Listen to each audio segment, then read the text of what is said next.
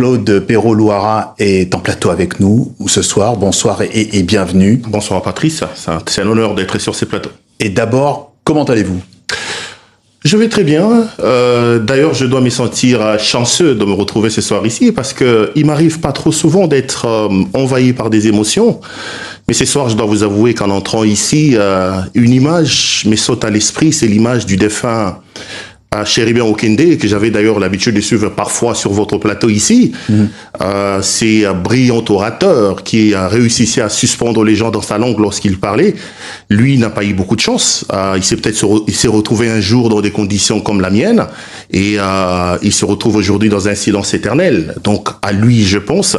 Je pense également à des gens, à des nombreux Congolais, notamment le pasteur Daniel Ngoï Mulunda, qui ça fait plus d'une année dont on ne sait pas où il se trouve exactement, à des gens comme Kabila, qui aujourd'hui se promène à l'extérieur de son propre pays, Matata Ponyo, Moïse Katumbi, Franck Diongo, ils sont tellement nombreux, des Congolais qui se retrouvent à l'extérieur de leur pays à cause d'une folie, d'une dictature et d'une tyrannie qui est installée aujourd'hui à la tête de la République démocratique du Congo. Moi, je vais très bien, je suis vivant, c'est le plus important. Comme j'ai dit, Chéribin Okende, Delphin Kaïmbe et les autres n'ont pas eu ma chance, moi je suis vivant, c'est le plus important. Ce n'est pas une estimation, c'est clair que c'est le régime de Kinshasa, mené par le président Tshisekedi, qui a organisé cet attentat, cet escadron de la mort qu'ils ont mis sur mon chemin pour m'assassiner, pour 2-3 raisons. D'abord, départ de la dictature qui dirige aujourd'hui la République démocratique du Congo, soit dit en passant, je ne suis pas le seul, il y a des nombreux Congolais qui sont à l'extérieur du pays, et ce n'est pas la première fois. Je voudrais ici rappeler à vos téléspectateurs et à tous ceux qui nous regardent que moi j'ai quitté les Congos en 2022, évidemment parce que Tshisekedi avait décidé d'installer une grande dictature et toutes les voix discordantes qui n'allaient pas dans le sens voulu par le pouvoir étaient soit réduites au silence, soit arrêtées. Donc à un moment donné, il y avait des menaces de mort contre moi, simple journaliste, et j'ai décidé de partir. Je suis allé par la Zambie. Ce qu'il a fait aujourd'hui, il a déjà commencé à le faire en 2022. Donc il a envoyé un escadron de la mort mené par le général John Chibangu, le célébrissime John Chibangu que beaucoup de Congolais connaissent. J'ai fui la Zambie, je suis allé en Tanzanie. En Tanzanie, il a organisé également un autre commando pour m'assassiner sur place. Cette fois-là, c'est le général Christian Daiwel, qui est aujourd'hui sous le coup de plusieurs plaintes déposées par les Congolais en Europe, vous devez certainement le savoir. J'ai fui la Tanzanie, je suis allé au Kenya, donc j'ai pratiquement fait l'Afrique australe en fuyant M. Tshisekedi. Donc ce qui est arrivé le mercredi dernier en Belgique est tout simplement le prolongement, la preuve, s'il en était encore besoin, que c'est un dictateur qui a décidé aujourd'hui non seulement de brimer son peuple à l'intérieur de son pays, mais d'avoir aussi des bras à l'extérieur pour aller tenter de réduire toutes les voix discordantes à l'extérieur. Aujourd'hui, on vit la Corée. Là, c'est vraiment la Corée du Nord.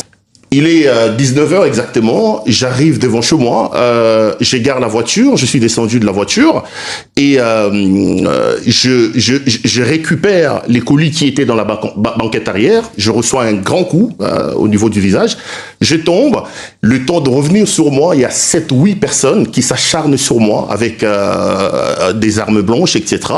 Et je regarde à l'intérieur, je vois quelqu'un qui a un couteau, fort heureusement pour moi, je suis un peu pratiquant de arts martiaux. J'ai réussi à me mettre debout et à fuir. Et il y a aussi des voisins qui sont sortis pour me sortir de cette situation. Donc, et aujourd'hui, avec les informations à notre disposition, on se rend effectivement compte que c'est un commando qui est organisé parce que la plupart des gens qui m'ont attaqué sont des gens qui ne vivent pas dans cette région. Donc, la personne, par exemple, qui a été arrêtée, c'est des gens qui viennent à des centaines de kilomètres de là. Donc, ils ont été recrutés, organisés, ils m'ont certainement suivi et on leur a donné mon itinéraire, mon adresse et pour venir monter la vie. C'est bien triste. Évidemment, l'enquête est en cours. Ne vous gênez pas, ce sont mes propos à moi, je suis responsable, je les assume totalement et je suis prêt à les démontrer et à les redire 10 000 fois quand les propos qui sont tenus ici n'engagent que leur auteur. Je suis responsable de ce que j'ai dit, j'assume totalement ce que j'ai dit. Je voudrais les répéter 10 000 fois. Le Congo est dirigé aujourd'hui par un tyran, par un dictateur, M. Tshisekedi. Il y en a qu'à regarder la gouvernance qu'il y a dans le pays. Mais donc l'enquête est en cours. Les autorités belges ont diligenté une enquête. Il y en a parmi les agresseurs qui ont été arrêtés. Évidemment, vous savez que là, nous sommes en phase préjuridictionnelle. La phase préjuridictionnelle est secrète. On attend voir comment ça va évoluer. Je suis en contact avec la police. Des assurances m'ont été données que je serai beaucoup plus sécurisé. D'ailleurs, ici, je voudrais saisir l'occasion parce que en réalité, Les pays comme la Belgique, comme la France, comme les États-Unis, des pays des vieilles démocraties, devaient se sentir gênés aujourd'hui de se retrouver dans l'obligation de protéger les citoyens congolais. Pourquoi? Parce que je trouve assez anormal, vraiment anormal. Très rapidement, parce que très rapidement, on va terminer. Je n'arrive pas à comprendre la complaisance et la légèreté, je veux dire ça comme ça, que les pays comme la France, comme la Belgique ont aujourd'hui à l'endroit de M. Tshisekedi. C'est un dictateur qui est installé à la tête de ce pays, mais moi je ne comprends pas la complaisance et les largesses que ce pouvoir qui brime, qui maltraite son peuple bénéficie de la part des pays occidentaux. Et ici, puisqu'on termine, je voudrais lancer l'occasion, un cri d'alarme de peuples congolais qui me regardent, que la communauté internationale, des pays des vieilles démocraties interviennent pour aider ces peuples qui aujourd'hui souffrent énormément avec ces régimes de M. Tshisekedi.